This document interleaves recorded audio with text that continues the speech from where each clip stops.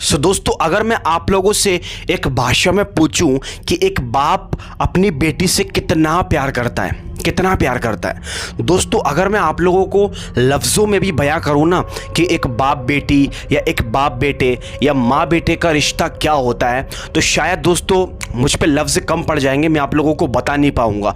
क्योंकि पिता और बेटी के बीच में दोस्तों एक बहुत ही गहरा रिश्ता होता है। एक पिता अपनी बेटी को बहुत अपनी जान से भी ज़्यादा प्यार करता है, सब कुछ कुर्बान कर देता है वो अपनी बेटी की ज़िंदगी को बनाने के लिए, बेटी की शादी करने के लिए। आप लोगों को तो पता ही होगा दोस्तों। लेकिन आज की ये जो कहानी है ना दोस्तों, ये जो कहानी है इसे सुनकर आपको रोना आ जाएगा और साथ ही साथ आपका माइंड डिस्टर्ब भी हो सकता है। आप ये सोचने पर मजबूर हो जाओगे कि कोई बेटी अपने पिता के साथ ऐसा कैसे कर सकती है भला। जी हाँ, तो मैं बात कर रहा हूँ दोस्तों एक ऐसे केस की जिस केस के अंदर एक बेटी ने अपने बाप की ही बहुत ही दर्दनाक तरीके से हत्या कर दी और हत्या की वजह जानकर आप भी बहुत बुरी तरीके से शॉक हो जाओगे। लव, जी हाँ, सो कॉल लव, प्यार। जी हाँ, तो इस वीडियो को एंड तक जरूर देखते रहिएगा। चलिए दोस्तों, बिना किसी देरी के आज की कहानी की शुरुआत करते हैं। लेकिन वीडियो में इससे पहले हम आगे बढ़े तो मैं आप लोगों को बता दूं कि कमजोर दिल वाले इस वीडियो को छोड़कर जा सकते हैं, क्योंकि ये जो घटनाएं होती है ना, ये एक्चुअल में आपके माइंड को डिस्टर्ब करने की ताकत रखती हैं दोस्तों। जी हाँ, तो इसीलिए आप अपने रिस्क पर इस वीडियो को देखें। चलिए दोस्तों, शुरू करते हैं आज की हमारी कहानी को। दोस्तों, ये जो कहानी है ना, ये दरअसल जय कुमार नाम के एक शख्स की है। जी हाँ, अब मैं आप लोगों को बता दूं कि जय कुमार बेसिकली बेंगलुरु के एक नगर के रहने वाले थे। इनकी लाइफ में सब कुछ ठीक था भाई। और जय कुमार दोस्तों एक मिडिल क्लास इंसान नहीं थे या फिर कोई साधारण सी फैमिली से बिलोंग नहीं करते थे। ये दरअसल बहुत रिच किस्म के इंसान थे। इनके पास वो सब कुछ चीज़ थी जो मिडिल क्लास और एक आम इंसान उनको सपने में ही देखता रह जाता है। जी हाँ, इनके पास अच्छा घर, अच्छी गाड़ी, अच्छा बंगला, मतलब सब कुछ इनके पास था। और साथ ही साथ इनको फैमिली की खुशियां भी मिलना शुरू ही हो गई थी। मगर कौन जानता था कि ये खुशियां ज़्यादा दिन तक इनके पास नहीं रह पाएंगी, क्योंकि ये खुद ही ज़्यादा दिन तक इस दुनिया के अंदर नहीं रह पाएंगे। इनकी एक पत्नी थी दोस्तों, पूजा नाम की, जो कि इनसे बहुत प्यार किया करती थी और पूरे परिवार के साथ ये बहुत ही प्यार से रहा करते थे। ऐसी कोई चीज़ नहीं थी दोस्तों जो जय कुमार अपने बच्चों के लिए नहीं करते थे। वो बहुत कुछ अपने बच्चों के लिए लाते थे। हमेशा से उन्होंने अपने सारे फ़र्ज़ को अदा किए थे जो फ़र्ज़ एक बाप अपने बच्चों के लिए निभाता है। ऐसा कुछ जय कुमार का सीन था। तो भाई, इंट्रोडक्शन से आपको समझ में आ चुका होगा कि बंदा एक नंबर था। जी हाँ, ये कहने में कोई पाप नहीं होगा। ये दोस्तों बहुत अच्छे किस्म के इंसान थे और काफ़ी सारे लोग बाग इनकी तारीफ़ भी किया करते थे। ये काबिल तारीफ़ थे। इनकी नेक्स्ट लेवल की हम तारीफ़ भी करें दोस्तों तो वो भी बहुत कम हो सकती है। ये जय कुमार थे ना, इनका एक बिजनेस था दोस्तों, थोक के कपड़ों की दुकान का। जी हाँ, ये अपने बिजनेस में अच्छा खासा अर्न कर लिया करते थे। इन्हें किसी बात की कोई दिक्कत ही नहीं थी, कोई टेंशन ही नहीं थी। पैसे जैसी चीज़ से दोस्तों फाइनेंशियली ये एकदम पूरी तरीके से फ्री थे। इनको कोई चिंता लेने की बात ही नहीं थी, क्योंकि सब कुछ था इनके पास, क्या ही चिंता लेंगे पैसों की। तो चलो, पैसे वैसे सब कुछ थे, खुशियाँ भी थी, फैमिली की खुशियाँ भी थी। एक बार क्या होता है दोस्तों, जय कुमार और उनकी पत्नी, जय कुमार के दोस्तों दरअसल दो बच्चे थे। जय कुमार की एक बेटी थी जिसका नाम था रिया, और जय कुमार का एक छोटा बेटा था जो कि रिया से उम्र में छोटा था, यानी कि वो रिया का छोटा भाई था। तो दो बच्चे थे भाई, दो बच्चे वाले ये थे इंसान।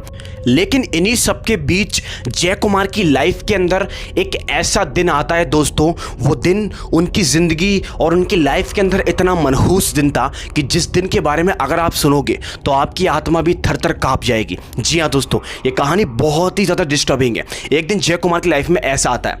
अब होता क्या है, जय कुमार के कोई थे रिलेटिव मिलने वाले, तो उनके यहाँ पर कोई फंक्शन निकल कर आता है।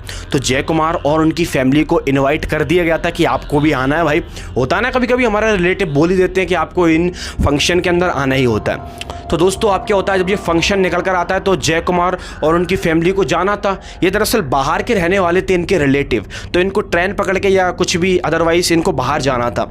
लेकिन अब सवाल ये आ रहा था कि जिस दिन वो फंक्शन निकल कर आया था ना दोस्तों, उसी बीच जय कुमार का काम थोड़ा सा ज़्यादा बढ़ गया था।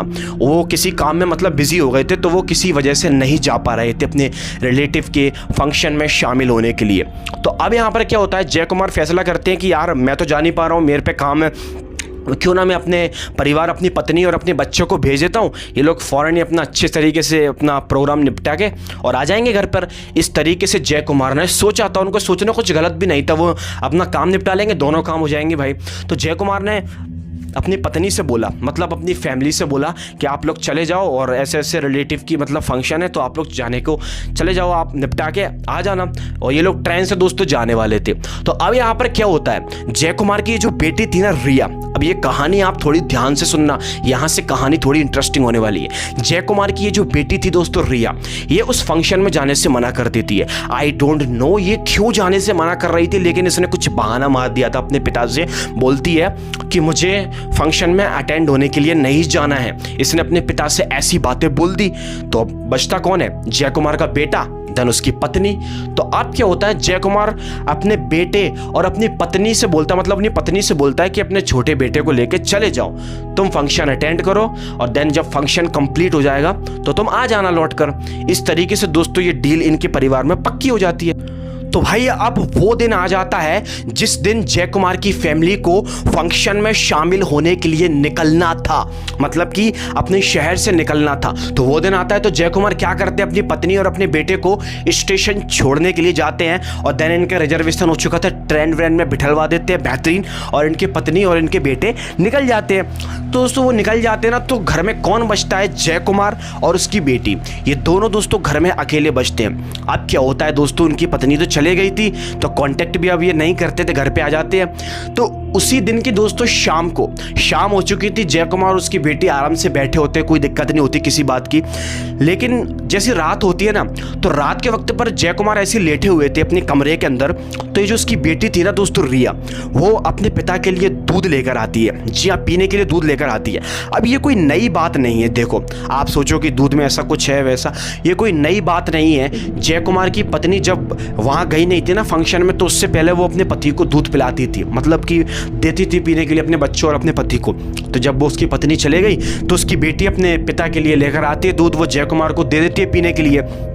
ठीक है भाई, जय कुमार दूध को पी लेते हैं। और अब दोस्तों क्या होता है, लेकिन ये जो दूध पीती ना, ये जो दिन था जय कुमार का, ये जो रात थी उनकी, दूध पी के वो सो गए थे। मगर दोस्तों आप लोगों को सुनकर बहुत ही ज़्यादा हैरानी होगी कि ये रात जय कुमार की लाइफ की आखिरी रात होने वाली थी, मतलब कि उनकी ज़िंदगी की आखिरी रात होने वाली थी दोस्तों।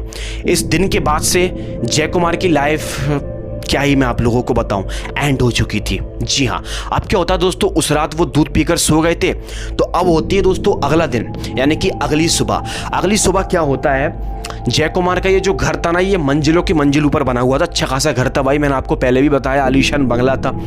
इनके बंगले के दोस्तों तीसरे फ्लोर से धुआं निकल रहा था। सुबह के वक्त पर इनके तीसरे फ्लोर से धुआं निकल रहा था, जैसा आग लग जाती है ना कहीं, उस तरीके से काला काला धुआं निकलता है ना घर में से, हमको पता चल जाता है कभी कभी, उस हिसाब से धुआं निकल रहा था। और साथ ही साथ घर से किसी की चीखने चिल्लाने की आवाज़ें आ रही थी। अब भाई जब ऐसा होता है ना, तो उसके आसपास के रहने वाले जो लोग होते हैं और जो अगल बगल लोग रहा करते थे, तो ये सब नज़ारा वो देखते हैं, पाते हैं कि यार इतना बड़ा आदमी है जय कुमार और उसके घर से धुआं क्यों निकल रहा है, वो भी तीसरे फ्लोर से। तो ये सब देख कर ना कहीं लोग बाग शॉक हो गए थे। लोग बाग ये देखकर समझ तो गए थे कि आग ही लगी है इनके घर में भाई, तभी तो धुआं निकल रहा है, धुआं कोई बेवजह तो उठता नहीं है। तो कुछ लोगों को अजीब लगा, कुछ लोगों ने सोचा कि इनके घर में तो आग लग चुकी है। तो इसलिए दोस्तों इन लोगों ने सोचा कि क्यों ना हम जाकर देखें तो क्या हुआ है, घर के अंदर क्या माजरा है, मतलब क्या ऐसी दिक्कत होती है। तो दोस्तों वो फौरन ही जाते हैं जय कुमार के घर के अंदर, जो इनके थे रिलेटिव वगैरह। ये दोस्तों जैसे ही जय कुमार के घर के अंदर जाते हैं ना, तो ये उस जगह पर पहुंचते हैं जिस जगह से ये धुआं निकल रहा था। अब ये धुआं आपको पता है कहां से निकल रहा था, जय कुमार के घर के बाथरूम के अंदर से। आप लोगों ने बिल्कुल सही सुना। ये जैसी दोस्तों बाथरूम का दरवाजा खोलकर इनके रिलेटिव घर के अंदर जैसे प्रवेश करते ना, तो हक्के बक्के रह जाते, इनके पैरों तलों जमीन निकल जाती है दोस्तों। इनकी आत्मा थर थर कांपना शुरू कर देती है, इन्हें समझ ही नहीं आता कि ये सब हम क्या देख रहे हैं अपनी आंखों से। ये लोग पता है क्या बात है, जय कुमार मृत हालत में पड़े हुए हैं। जी हाँ, उनकी बॉडी पूरी तरीके से आप कह सकते हो काली पड़ चुकी थी, वो जलकर अपने बाथरूम में मरे पड़े थे, उनकी लाश बाथरूम में पड़ी हुई थी और लगातार बाथरूम से धुआं निकले जा रहा था। तो भाई जब उनके नेबर्स, उनके पड़ोसियों ने ये चीज़ देखी तो एक्चुअल में वो बहुत ज़्यादा डर गए थे। और डरना भी चाहिए, कौन नहीं डरेगा। आपका इतना बड़ा जाना माना उनका नाम पूरे शहर में था भाई। मैंने आपको पहले ही बताया पैसे वाले थे, और जो उनका बिजनेस था ना, उनके चक्कर में वो पूरे शहर में मशहूर थे दोस्तों। जब इस तरीके से उनकी ऐसी हालत दिखती है ना, तो उनको सबसे पहले क्या ध्यान आता है कि परिवार के और लोग कहाँ हैं। मतलब कि जय कुमार की पत्नी और उनकी बेटी तो गई है फंक्शन अटेंड करने के लिए, तो अब बचा कौन? जय कुमार की बेटी बची ना। तो वो लोग क्या करते हैं, उनके घर के अंदर बेटी को ढूंढने की कोशिश करते हैं। बेटी मिल जाती है। बेटी ऑलरेडी रो रही थी, यानी कि वो चीखने चिल्लाने की आवाज़ आ रही थी, शायद बेटी के खाने से आ रही थी। बेटी रो रही थी भाई, ठीक है। और बेटी के साथ एक लड़का और मौजूद था, जो जब गांव मतलब जो पड़ोसी थे उन लोगों ने पूछा कि ये लड़का कौन है, तो बताती है मेरा दोस्त है। तो बेटी रोते रोते बोलती है कि मेरे पापा की मौत हो चुकी है। इस तरीके से जब बेटी से वो पूछताछ करते हैं ना, तो बेटी बताती है दोस्तों उन सभी लोगों को कि नहाने के लिए बाथरूम में गए हुए थे पापा, और शॉर्ट सर्किट कुछ हुआ है जिसकी वजह से उनकी जलकर मौत हो चुकी है। इस तरीके से जय कुमार की बेटी अपने मतलब गवाह दे देती है सब लोगों को, आप कह सकते हो, सबको बता देती है। तो सभी के सभी लोग दोस्तों जब देखे तो बहुत ज़्यादा शॉक हो गए। जय कुमार को फ़ौरन ही वहाँ से हॉस्पिटल ले जाया गया।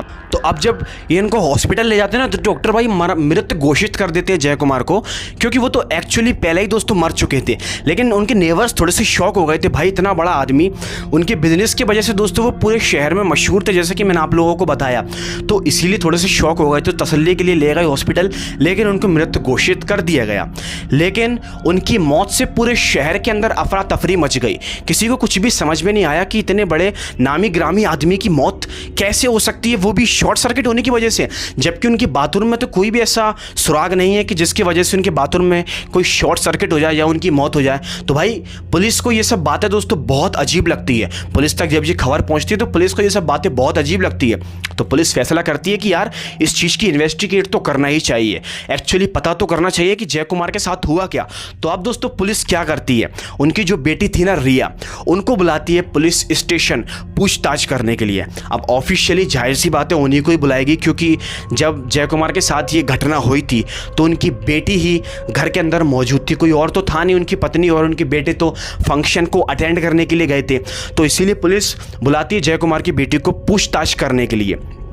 तो भाई अब जब पुलिस बुलाती है तो उनकी बेटी से पूछताछ करती है। तो बेटी सीधी तरीके से सफाई देती है और बोलती है कि मेरे पिता की मौत बाथरूम में नहाने के लिए गए थे, शॉर्ट सर्किट हुआ, इसी चक्कर में हुई है, बाकी मुझे कुछ पता नहीं। बेटी इस तरीके से बोलती है। तो भाई पुलिस वाला थोड़ा सा अजीब लगता है, सोचते हैं कि ये कैसी बेटी है, एक बाप झुलसकर आग के अंदर मरता रहा और इस बेटी को पता ही नहीं चला। मतलब क्या बाप मरने से पहले चीखा और चिल्लाया नहीं होगा। तमाम तरह की दोस्तों प्रॉब्लम होती है ना। तो कहीं ना कहीं पुलिस वालों को उसकी बात थोड़ी सी अजीब लग रही थी। पुलिस वाले समझ रहे थे कि ये कुछ ना कुछ झोल तो कर रही है। और साथ ही साथ जब रिया ये सफाई पेश कर रही थी पुलिस स्टेशन के अंदर, तो उसके चेहरे पर दोस्तों एक अजीब सा डर था। जी हाँ, उसके चेहरे पर एक अजीब सा डर था, मतलब कि वो नर्वस हो रही थी। तो पुलिस वाले उसके नर्वसनेस को पकड़ चुके थे। अब अक्सर दोस्तों होता है जब पुलिस वालों को आप कॉन्फिडेंट होकर सब चीज़ बताओ तभी वो आपकी बात पर भरोसा करेंगे। और अगर आप जरा से भी नर्वस हो गए तो भाई वो ये सब चीज़ें आसानी से समझ सकते हैं, क्योंकि कानून तो दोस्तों ऑलरेडी बहुत ज़्यादा एक्सपीरियंस होते हैं, ये सब उनके लिए तो नॉर्मली होता है। इसीलिए वो समझ गए थे कि ये लड़की कुछ ना कुछ झोलझाल तो कर रही है भाई। इसलिए दोस्तों पुलिस वालों ने अब उस लड़की रिया से शक्ति देकर पूछने की कोशिश करी। उससे बोलिए कि बेटा देखो, वरना हम तुम्हारे साथ ऐसा करके थोड़ा डराया, थोड़ा धमकाया, और पूछा कि सच सच बताओ कि तुम्हारे पिता के साथ एक्चुअल में क्या हुआ था। आप क्या होता है दोस्तों, वो जो लड़की थी ना रिया, वो अपनी सारी गलती को कबूल कर लेती है और पुलिस को सारी सच्चाई के बारे में बताती है। अब सच्चाई ये बहुत ज़्यादा डरावनी सच्चाई है। अगर आप कमज़ोर दिल वाले तो इस वीडियो को छोड़ दीजिए, क्योंकि सच्चाई सुन के ना आपका खून खौल उठेगा। आपको समझ ही नहीं आएगा कि कोई बेटी अपने पिता के साथ आखिर ऐसा कैसे कर सकती है। वो बेटी, उनकी बेटी रिया पुलिस वालों को बताती है कि मैंने ही अपने बाप का मर्डर किया है। जी हाँ, वो ये बात को एक्सेप्ट करने को तैयार हो जाती है कि उसी ने अपने पिता को मारा है। लेकिन क्यों मारा है, अब ये सुनकर आपका खून खौल उठेगा। दरअसल दोस्तों आपको याद होगा ना, जब नेबर्स जय कुमार के घर के अंदर गए थे तो रिया के साथ उन्हें एक लड़का और दिखा था। वो दरअसल रिया ने उससे अपना दोस्त बताया था, लेकिन एक्चुअल में वो उसका दोस्त नहीं बल्कि उसका बॉयफ्रेंड था। जी हाँ, यानी कि रिया अभी इतनी मैच्योर लड़की भी नहीं है, 17 साल की इसकी उम्र है, पूरी तरीके से बालिग भी नहीं हुई है। तो वो उसका एक बॉयफ्रेंड था दोस्तों, ठीक है, वो अपने बॉयफ्रेंड के साथ रिलेशनशिप में थी, एक बहुत ही सीरियस रिलेशनशिप में थी। तो रिया जब सारी सच्चाई बताती है कि उसने अपने प्यार के लिए अपने पिता का मर्डर किया है। जी हाँ दोस्तों, तो सारी सच्चाई अब आप लोगों को मैं समझाता हूँ अच्छी तरीके से। दरअसल बात कुछ यूँ थी, रिया एक बहुत ही सीरियस रिलेशनशिप में थी। तो भाई दरअसल यहाँ पर बात कुछ यूँ है, ये थोड़ी सी दिन पहले की बात है।